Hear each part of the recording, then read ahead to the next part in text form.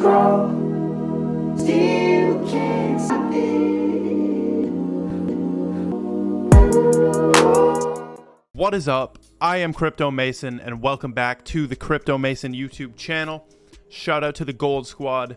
We look for gold in every single aspect of our lives, and we always find it so easily, man. And we found it today in this video. Now, make sure you drop a like before we get started. The agenda for this video is there's gonna be a heavy focus on Hbar because I have just connected Hbar with the ISO 20022 chart, which involves XRP and the whole quantum financial system. I've connected it. I have connected Hbar with it. Finally, it is the first connection I've ever seen, and I haven't seen anybody talk about it. So we're gonna go over that in this video. So you definitely want to watch to the end of this. A lot of great stuff. We're gonna cover XRP. There's some lawsuit news. There's some regulation news, which is always kind of fun to look at. Now, let's get into the markets first of all. We're still at 1.9 trillion, just chilling up there in the 1.9. 44% Bitcoin dominance right there. I'm pretty sure there's some interesting stuff going on with Bitcoin dominance. I haven't really been tracking it, but what I have been tracking is the Bitcoin price, and we're still at 45,000. We're still above 3K on Ethereum. XRP still above $1. I mean, I feel like this isn't the run with XRP that we shoot up to like $11. I think that's going to happen nearing the end of the year, going into 2022. That's the only prediction I'd put out there, but who knows? I'd love to be proven wrong, and I'd love to see it run right now, actually. I would love to. But let's move on to crypto bubbles right here. What's the biggest gainer today? VGX, which is Voyager token. Not a fan of the Voyager exchange. I've heard some weird stuff, and I'm also I've never used it, so I don't have a personal experience with it, but I've heard a bunch of bad. Algo is also up 14% right there. Clay, Kusama, ICP. I love this visual representation. You can really see what's up. Solana is having a little correction, of course, right there. This game is very easy, man. When you see something go like this, it's due for a correction. That's it. It's very easy. It'll go down a couple percent, like 9%, like Solana, and then it'll just go back up. Like these cryptos, they go down to go back up.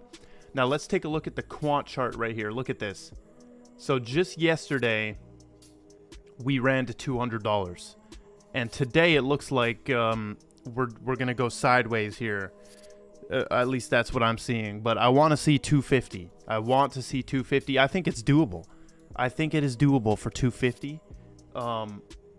But like, I can't answer the question, should I buy this now? Like, if you guys understand and do your research about Quant, you'll realize that even $185 is nothing for this thing. It's nothing. So what you could do is set up some recurring buys on Coinbase and just forget about it, like $50 a week or something. I don't know. That's what you could do. You could forget about it. For me, I like to just buy when it's early and then sit on it, man. That's what I like to do. Moving on to the SEC news right here, and then we'll get into all the juicy Hedera stuff because it is crazy. SEC officials are under investigation for a conflict of interest in the Ripple lawsuit. Basically, these people right here empower oversight. They've deemed themselves whistleblowers in research, which is interesting. They have actually requested communications from communications around the lawsuit with some SEC officials. So what this is about, this actually does involve Hinman. And Hinman, it says Hinman played a crucial role in SEC's crypto regulation while he was earning money from Simpson Thacher Law Firm, which is his former employer. So what does this mean? Simpson Thacher Law Firm is actually part of the Enterprise Ethereum Alliance. And the Enterprise Ethereum Alliance is an organization aiming to drive the enterprise use of Ethereum. And you'll see everywhere the Ethereum Enterprise Alliance in a lot of partners like Chainlink, Alliance Block has that partner. So basically what's happening here is they're saying that Hinman contributed to the rise in Ethereum's value after he declared that it wasn't a security in his speech. And then the SEC proceeded to embark on a high-profile lawsuit against Ripple. And we know what happened. The price plummeted by 25% of XRP. So they're saying that Hinman is in conflict of interest here with Simpson Thatcher and the Enterprise Ethereum Alliance. So it's super interesting. I mean, we can't really say or do anything about this. Now, just to braze over this quickly, we got DeFi projects are not exempt from regulations. This is the newest headline involving Gary Gensler. He says that DeFi projects in the crypto space are saying that they're exempt from regulations, and they're not exempt from regulations. That's what he says. So Mr. Burns from Simpsons, that's Gary Gensler, he's wildin' out here. Now, let's move into the Hedera connection with ISO, XRP, XDC, all of this. Just take a look at your screen right now. Take a look at your screen. Something like this does not fail. I'm sorry.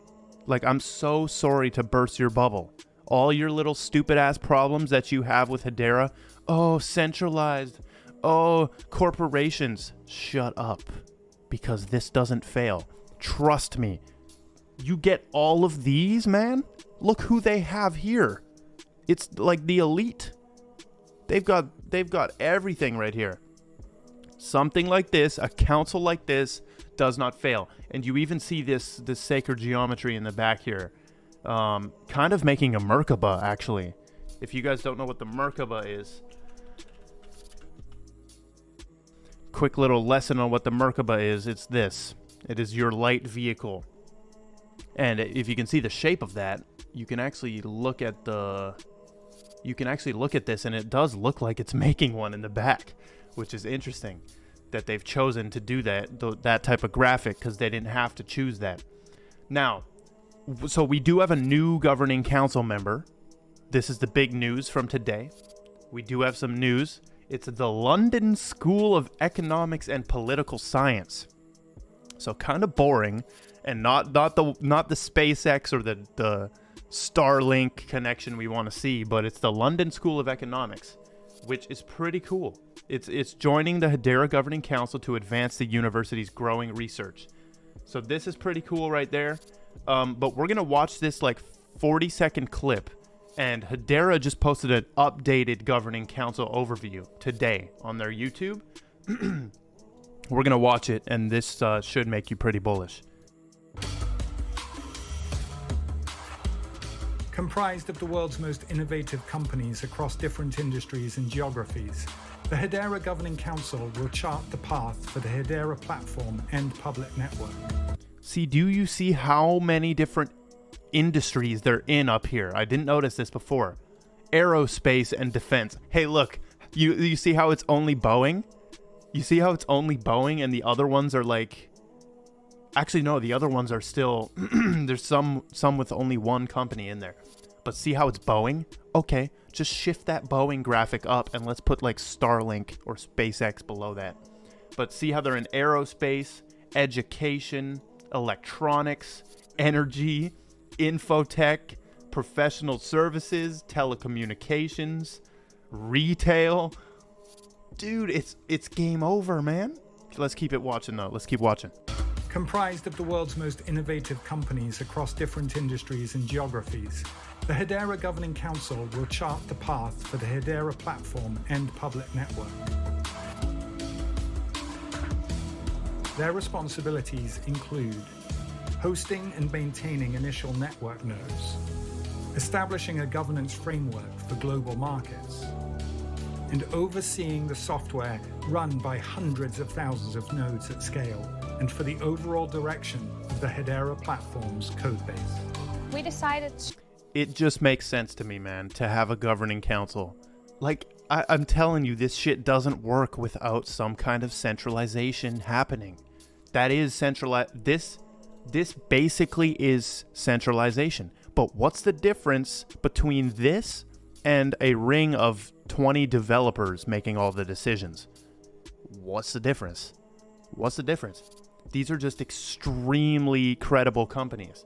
So I'm telling you, man, this is the type of shit that's going to win in the end. It's the hybrid centralized stuff. Let's keep it moving though. Here is the connection between ISO 200.22, which is this graph. If you didn't know it, this is a crazy graph. A lot of people are basing their entire portfolios on this from the XRP community. They're all buying up XRP. They're buying up IOTA, XDC, Stellar, Algorand. That's what they're buying. And this is unofficial, but they've added Quant right here, which I think is a great addition. Because for any of this to work, I think you actually do need Quant. You would need Quant for this to happen. So this is, I've always been like, okay, where's Hbar though? Because Hbar looks like some quantum financial system shit. Where's Hbar? And I've never seen ever a connection between Ripple and Hbar or XRP at Hbar. Any of these. I've never seen it. Tell me if there is one. I've never seen it. There probably is, because these dudes do deep research. I do deep research, but there are some people who have they're like 24/7 type stuff of research. So here's the connection. Just yesterday, this connection happened. As we know, I covered this in my other video. XDC got added to the Trade Finance Distribution Initiative. We look down here. XDC network is literally officially on the website. Now, who else is on here? Who else is on here? Standard Bank. Standard Bank. What is Standard Bank? Well, it's the Standard Bank of Africa. Why does that matter? If we go over here to the Hedera Governing Council, the Standard Bank is also on the Hedera Governing Council. So this creates a link now. This creates a link between Hbar, Standard Bank, Trade Finance Distribution Initiative, that's a whole mouthful, and XDC. There's a link. It involves 4 parties, right? There's a link here.